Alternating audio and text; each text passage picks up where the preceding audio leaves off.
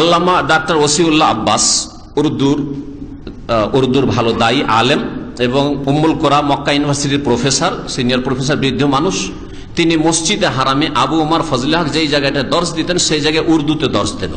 উনি হচ্ছেন সহি আকিদার মানুষ, যিনি উর্দুতে দর্শ দেন আপনার মসজিদে হারামে, কাবা শরীফের ওই মাতাফে, ওই যে নিচু জায়গাটা, ওখানে তার চেয়ার পাবেন, একটা জায়গায় কুরসি আছে। কোনোদিন যদি ইচ্ছা করেন তো সেদিকে গিয়ে দেখতে পারবেন আপনি। তো উনি ওনার বক্তব্যটা এসছে, ওনার বক্তব্যটা ইন্টারনেটে এসছে।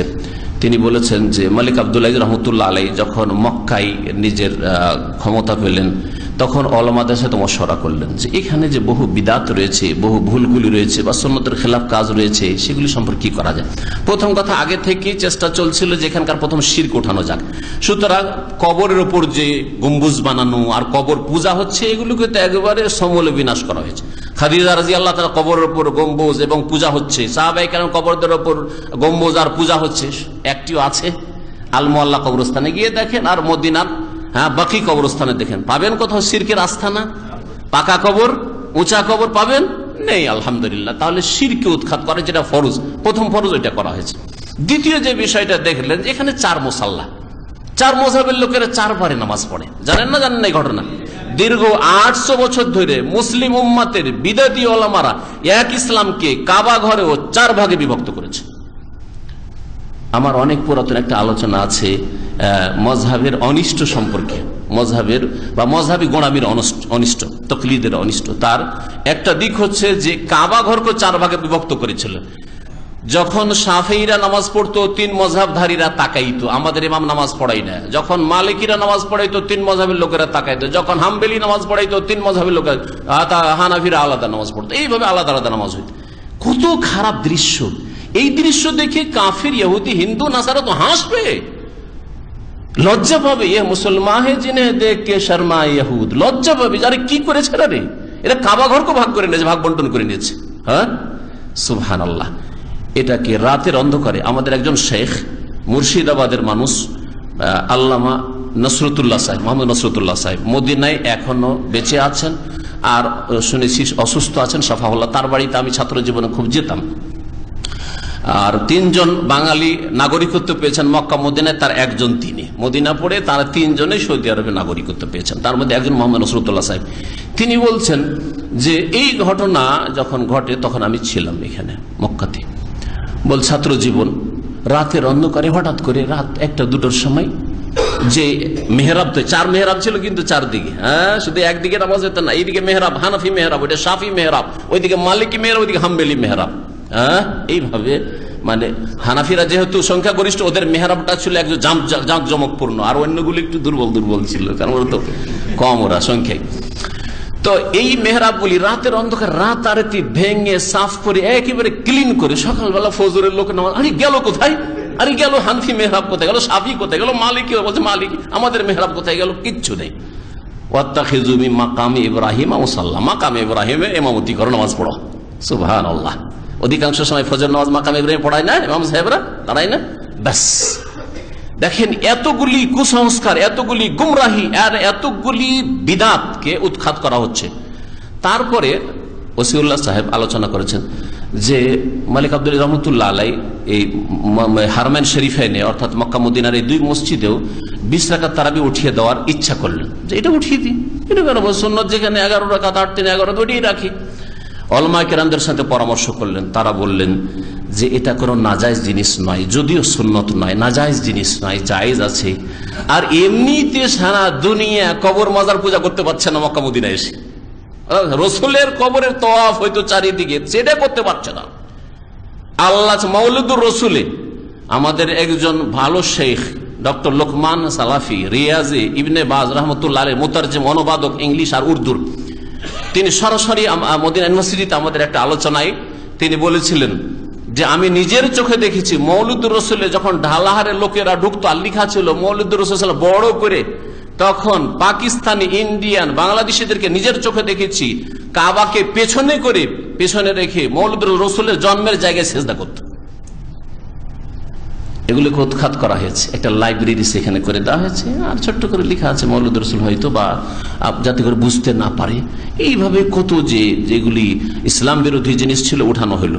20 রাকাতের বিষয়টা তিনি ইচ্ছা করলেন যে এটাকে উঠিয়ে দিয়ে 11 রাকাত করে দিই। তখন ওলামারা বলেন যে নাজায়েজ নয়, জায়েজ জিনিস, যদিও সুন্নত নয়, এটা সুন্নত হচ্ছে। আর তিনি 11 রাকাত। আর অধিকাংশ লোকেরা দীর্ঘদিন ধরে এই আমল করে এসছে, সারা বিশ্ব থেকে এখানে লোকেরা আসে ইবাদতবন্দি করার জন্য। যখনই 20 পড়তে পাবেন আরো হইচই করবে, বড় বড় পোস্টার দিয়ে কুফরির ফতোয়া দেবে।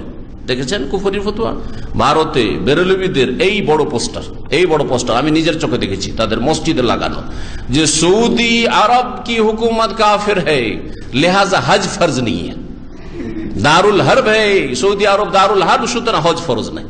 আমি নিজের চোখে দেখেছি।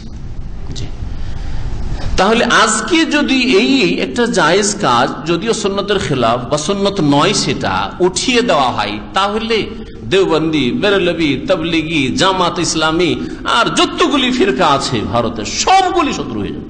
এমনি এত শত্রুতা, সুযোগ পেলেই তিলকে তাল করে, এখনো সুযোগ পেলেই তিলকে তাল করে।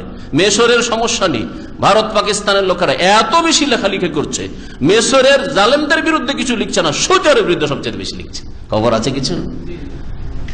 যখন ওই ইরাক যখন কুয়েত দখল করলো, কেউ বললো না যে সাদ্দাম তুই জুলুম করেছিস, কি জন্য রাতের 1 ঘন্টার মধ্যে দেশটাকে দখল করে নিলি? সবাই সৌদি আরবের বিরুদ্ধে শত্রুতা, এমন শত্রুতা যে রাখবে না, যাতে করে কবর মাজার পূজা করা আর ওই শিরক বিদআত করা, আবার 4 মুসাল্লা কায়েম করা সম্ভব হয়। জি, এগুলো হচ্ছে উদ্দেশ্য। তাহলে একটা জায়েজ জিনিস যদি উঠিয়ে দেওয়া যায়, এই হেকমতের জন্য উঠানো হয়নি। ডক্টর ওসিউল্লাহ আব্বাস হাফেজাহুল্লাহ তাআলা যে বক্তব্যটা পেশ করেছেন সেটা আপনাদের সামনে পেশ করলাম। কারণ তিনি কাছে থেকে, যে দীর্ঘদিন ধরে 40-45 বছর থেকে বা 50 বছর থেকে, আমারই তো 25 বছর হয়েছে, উনি 50 বছর থেকে সৌদি আরবে আছেন, আর সৌদি আরব মসজিদে হারামে তিনি দার্স দিচ্ছেন, তার বক্তব্যটা আপনাদের সামনে পেশ করলাম। যে এই জন্য বিষ উঠানো হয় না, এটা শরীয়তের দলিল নাই, শরীয়তের দলিল হচ্ছে কোরআন এবং হাদিস। আর কোরআন এবং হাদিসের আলোকে ওলামায়ে কেরাম, হানাফি ওলামারা লিখেছেন, সেটাও মানবেন না। আচ্ছা, হানাফি ওলামারা যে 20কে সুন্নত বললেন না, 8কেই সুন্নত বললেন, 8 3 11কে, এটা দিয়ে আর একটা বিষয় প্রমাণিত হয়, সেটা হচ্ছে তাকলিদ করা ফরজ নয়, মযহাব মানা ফরজ নয়। যদি মযহাব মানা ফরজ হয়, তাহলে এই ফরজ তরক করেছেন আনোয়ার শাহ কাশ্মীরি, কাসেম নানতবি আর রশিদ আহমদ গঙ্গোহী আর যতগুলি ওলামা, যে 20-22টা লিস্ট আপনাদের সামনে পেশ করলাম, সবাই কি করেছেন? তাহলে এই তকলিদ করা যে ফরজ ওয়াজিব, তা ছেড়ে দিয়ে ফরজ তরক করেছেন। আর ফরজ ছাড়া কবিরা গুনাহ না সাগীরা গুনাহ? তাহলে কবিরা গুনাহ করেছেন। এসব ওলামারা কবিরা গুনাহ করেছে না? তকলিদ করা ফরজ কথাটি মিথ্যা, তকলিদ করা ফরজ এই কথাটি মিথ্যা। মযহাব মানা ফরজ, 4 মযহাব 4 ফরজ, আর একটা আবার মানতে হবে, 4 আনা মানতে হবে, এই কথাটি মিথ্যা। আসলে কোরআন এবং হাদিস মানা ফরজ, ওহী মানা ফরজ, রাসূলের আনুগত্য করা ফরজ, আল্লাহর আনুগত্য করা ফরজ। কথা বুঝতে পেরেছেন? বর্তমান যে সরকার রয়েছে তার আনুগত্য করা ফরজ, আর আলেমদের কাছ থেকে মাসলা মাসাইল দলিল সহ নেওয়া ফরজ। অজ্ঞতায় খেয়াল খুশি ইবাদত বন্দী করবেন, এটা আপনার জন্য জায়েজ না। আপনি জানেন না, আপনার চাইতে বড় দাম্মে আমামে আছেন, যাকে বড় মনে করছেন তার কাছ থেকে জানেন আপনি।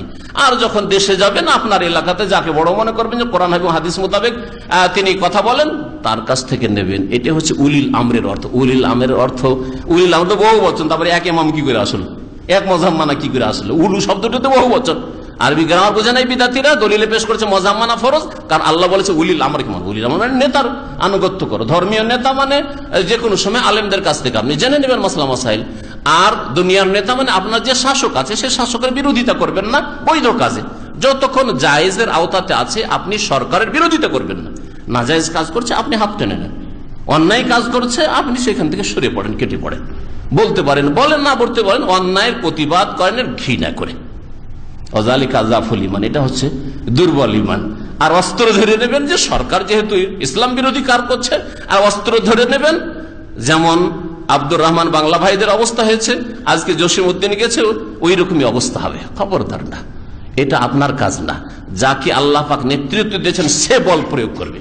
কোন আলেমের কাজ বল প্রয়োগ করা নয়, যে রাখবো না এদেরকে, বল প্রয়োগ করে কবর মাজার উড়িয়ে দেব, বল প্রয়োগ করে এই করব সেই বল প্রয়োগ করে বেশ্যাখানাকে জ্বালিয়ে ফেলবো, বল প্রয়োগ করে আমার মদের দোকানকে ভেঙে ফেলবো, এটা ইসলাম নাই। আপনার বল প্রয়োগ করে ইখতিয়ার, বল প্রয়োগ করবে সরকার, সরকার না করে তাহলে সে নিজে ফরজ তরক করবে, আপনি ফরজ তরক করেননি, আমি করিনি। বুঝতে পেরেছেন বিষয়টা?